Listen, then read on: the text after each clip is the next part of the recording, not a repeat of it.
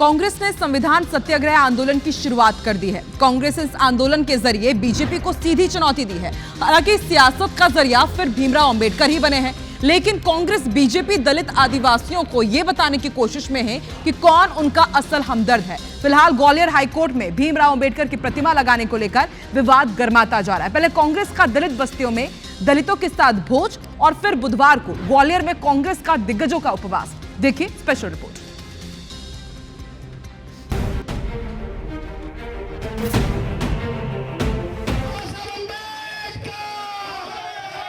मध्य प्रदेश में फिर बाबा साहब भीमराव अंबेडकर पर सियासत गर्म है। कांग्रेस ये दावा कर रही है कि दलित आदिवासियों के रहनुमा केवल और केवल कांग्रेस पार्टी है। कांग्रेस संविधान सत्याग्रह आंदोलन के जरिए दलित बस्तियों में दलितों के साथ भोज कर ये संदेश दे रही है कि बीजेपी अंबेडकर विरोधी है, इसीलिए ग्वालियर हाईकोर्ट में अंबेडकर की प्रतिमा नहीं लग पा रही। कांग्रेस ने भोपाल के पंचशील नगर के बुद्ध विहार में ये संकल्प लिया कि जब तक ग्वालियर हाईकोर्ट में बाबा साहब की प्रतिमा नहीं लगेगी तब तक आंदोलन जारी रहेगा। कांग्रेस ने प्रदेश भर में दलित बस्तियों में पंचायत की। बुधवार को ग्वालियर में कांग्रेस के सभी बड़े नेता उपवास करेंगे। जाहिर है कांग्रेस अपने छिटके हुए वोट को फिर हासिल करने की कोशिश में है।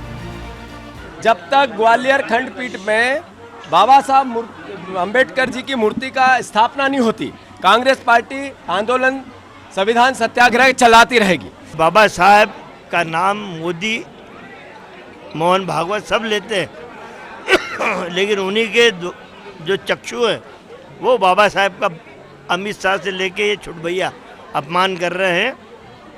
तो हमें संकल्प लेना है कि बाबा साहब की प्रतिमा ग्वालियर न्यायपालिका में लग के रहेगी।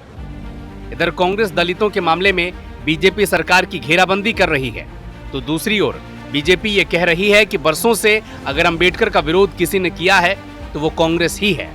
अंबेडकर को चुनाव भी कांग्रेस ने ही हरवाया था, लेकिन इन सब के बीच ये समझना जरूरी है कि आखिर दलित आदिवासियों पर सियासत हो क्यों रही है।